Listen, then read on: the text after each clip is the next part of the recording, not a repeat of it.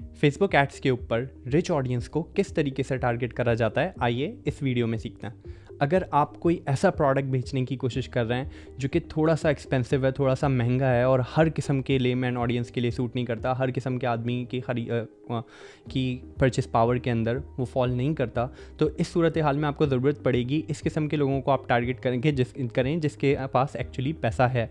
अब इस किस्म की ऑडियंस को टारगेट करने के लिए कुछ टारगेटिंग ट्रिक्स हैं जो कि मैं आपको अपनी स्क्रीन पे ले जाके सिखा देता हूँ इस एक ही वीडियो में, ताकि आगे से आपकी टारगेटिंग स्किल्स ज़्यादा बेहतर इंप्रूव हो जाएं। चलिए आइए मेरी स्क्रीन पे चलता है। फेसबुक एड्स मैनेजर की मैंने अपने पास स्क्रीन खोल लिया है। यहाँ पे मैं आपको एक एड सेट के अंदर चेंजेस करके दिखाता हूँ किस तरीके से आपने टारगेटिंग करनी है। यहाँ पे मैं एक ब्रॉड टारगेटिंग वाले एड सेट में आ गया हूँ जिसके अंदर कुछ भी सेट नहीं हुआ है। यहाँ पे आप देख सकते हैं लोकेशन के अंदर सिर्फ पाकिस्तान सिलेक्टेड है और एज ग्रुप वही बाय डिफ़ॉल्ट 18 to 65 प्लस जो सिलेक्टेड होता है वही है। अब मैं आपको बताता हूँ यहाँ पे आपने नैरो डाउन करना है। नैरो डाउन करने से पहले आप देख लें रीच यहाँ पे कितनी जा रही है, 80 से 2 लाख लोगों तक ये जा रही है, 80,000 से 2 लाख लोगों तक, और कन्वर्जन आनी चाहिए 63 से 182। सबसे पहले आपने यहाँ पे आना है ब्रॉस के अंदर आके आना है आपने बिहेवियर के अंदर आपके आना है परचेस बिहेवियर के अंदर और इंगेज्ड शॉपर्स, ऐसे लोग जो कि फ्रीक्वेंटली ऑनलाइन शॉपिंग करते हैं। जैसे हमने ये किया, देखें अब मेरी रीच कम हो गई, 80,000 मिनिमम थी, अब 63,000 हो गई। उसके बाद मैं यहाँ पे आऊँगा और यहाँ पे मैं लिखूँगा लग्जरी गुड्स, यस ये आ गया। इंटरेस्ट के अंदर लग्जरी गुड्स ये यहाँ पे मैंने ऐड कर दिया। आप देखें मेरी रीच जो है और फर्दर कम हो गई, सही है।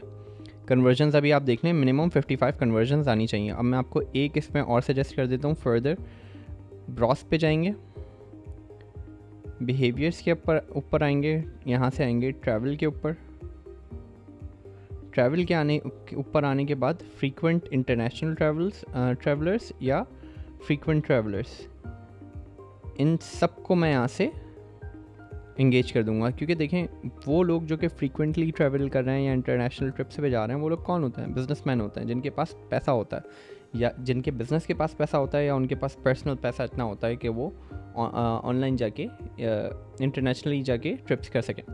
फर्दर आप देखें यहाँ पे हमारी कन्वर्जन्स 55 से बढ़ के 60 कन्वर्जन्स तक ऑलरेडी पहुँच चुकी है। हमारी रीच आ चुकी है 78,000 to 225 पे अगेन। अब उसके बाद मैं एक चीज़ और क्या करूँगा, अगर मिसाल के तौर पे मैं कोई ऐसा प्रोडक्ट बेच रहा हूँ जो कि नॉर्मली मैच्योर लोग ख़रीदना ज़्यादा पसंद करते हैं, सही है।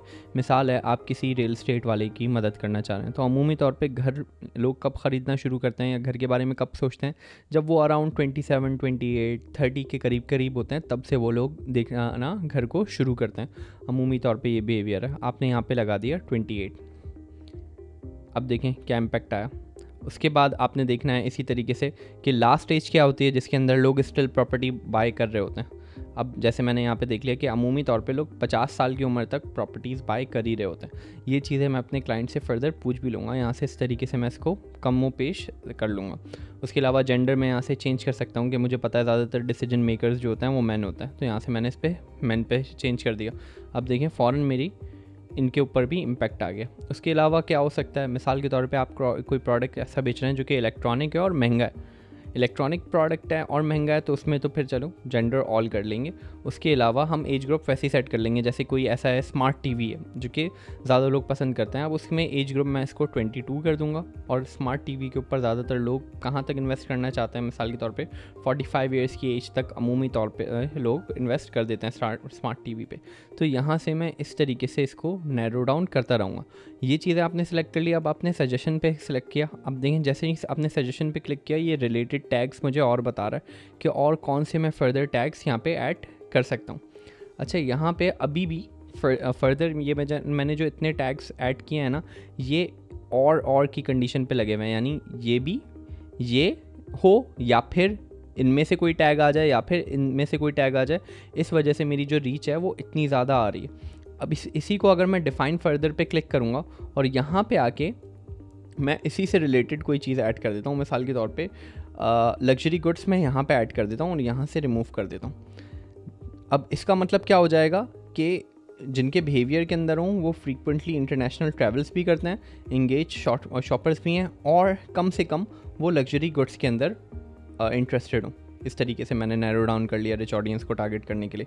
इसका मतलब क्या होता है, ये वाली कंडीशंस फुलफ़िल हों एंड उसके साथ साथ ये वाली कंडीशन तो भाई फुलफ़िल होनी ही चाहिए। इसका मतलब सिंपली ये होता है। तो आपने अपने हिसाब से इसको अरेंज कर लेना है। मिसाल के तौर पे मैं इसको यहाँ से हटा देता हूँ, इंगेज शॉपर को यहाँ से हटा देता हूँ, यहाँ पे आज डाल देता हूँ लग्जरी गुड, ऊपर लग्जरी गुड डाल देता हूँ और नीचे एंड वाली कंडीशन के साथ मैं डाल देता हूँ इंगेज्ड शॉपर। अब देखें मेरी रीच डाउन हो गई 60,000 टू 175K तक। फर्दर आप डिफ़ाइन करना चाहें आप और कर सकते हैं डिफ़ाइन फर्दर कि भाई इंगेज्ड शॉपर्स तो हों ही हों, उसके अलावा कौन सी कंडीशन हो, उसके अलावा मिसाल के तौर पे मैरिड भी हों। मैरिड पे हमने क्लिक कर दिया। अब देखें ये फर्दर मेरी रीच कितनी डाउन आ गई। अगर मैं कोई ऐसा प्रोडक्ट लॉन्च कर रहा हूँ जो कि ज़्यादातर मैरिड लोग पसंद करते हैं ख़रीदना और जो कि फ्रीक्वेंटली ऑनलाइन ख़रीदते भी हैं और जिनके पास पैसे भी होते हैं, तो इस तरीके से आपने यहाँ से कंडीशंस को यूज़ करना है। इस तरीके से आपने टैग्स को यूज़ करना है ताकि आप एक रिच ऑडियंस को अपने एड्स के अंदर टारगेट कर सकें। डिजिटल मार्केटिंग से रिलेटेड ऐसी और इन्फॉर्मेटिव वीडियोस देखने के लिए इस चैनल को कर लीजिए सब्सक्राइब। अपना बहुत ख्याल रखिए। खुदा हाफिज़।